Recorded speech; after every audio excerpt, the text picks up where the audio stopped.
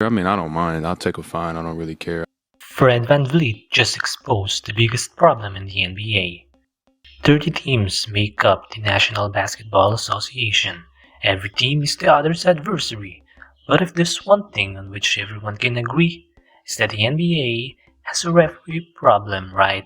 So let's play a game. Do you know who's this? This. How about this one? Him. Last one. How many yes do you get?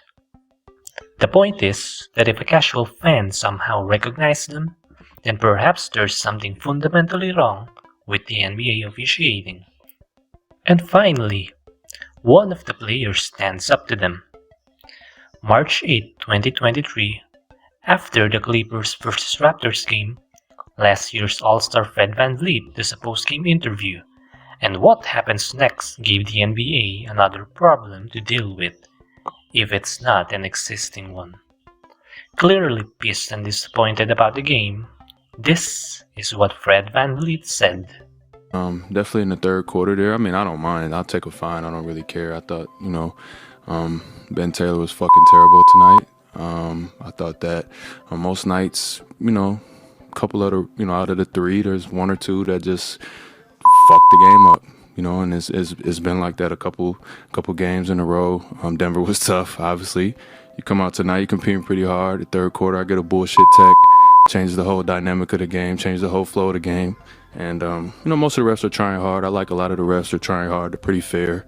They communicate well. And then you got the other ones who just want to be dicks and it just kind of fucks the game up. Nobody's coming to see that shit. They come to see the players. And I think we're losing a little bit of the fabric of what the NBA is and was, and it's been disappointing this season. You could look up most of my texts this year have been with Ben Taylor officiating. So at a certain point as a player, you feel it's personal, and it's never a good place to be. That's not why we lost tonight. We got outplayed, but it definitely makes it tougher to overcome. There's a couple calls early that we all disagree with, and if I say to my team, "Come on, guys, let's keep playing through the bullshit," and that warrants a tech, I think that's a little bit crazy. You know what I mean? I think that like, what are we doing? You know what I mean? And there's a fine line, obviously. I understand that, but I think the jurisdiction and the power trip that we've been on this year with some of our officials in this league is getting out of hand. And I'll take my fine for speaking on it, but it's fucking ridiculous. Oh, Fred got some balls to say that, I must say. Challenging the consequence, check. Naming the ref, and uttering expletives, name it. He's surely pissed. But can we really blame him, huh? Scottie Barnes was kicked out of the team by the infamous Scott Foster prior to the game for challenging the integrity of the officials. In case of Ben Taylor, according to a thorough investigation by fans, he really is responsible and his crew for 5 of Fred's 8 technicals this season. At least Fred pointed out that there are still some competent referees available. He was fined, of course, for surprisingly only $30,000, as the maximum fine for this type of outburst against the officials is $50,000. So, many people believe that it was money well spent for Fred. So it does raise a question. Is the NBA low-key acknowledging that some of VanVleet's claims may be true? Probably. But for now, Fred made himself a target for more bad calls. Get ready, Raptors fans. And oh wait, also you Celtics fans after Marcus Smart supported Fred's statement.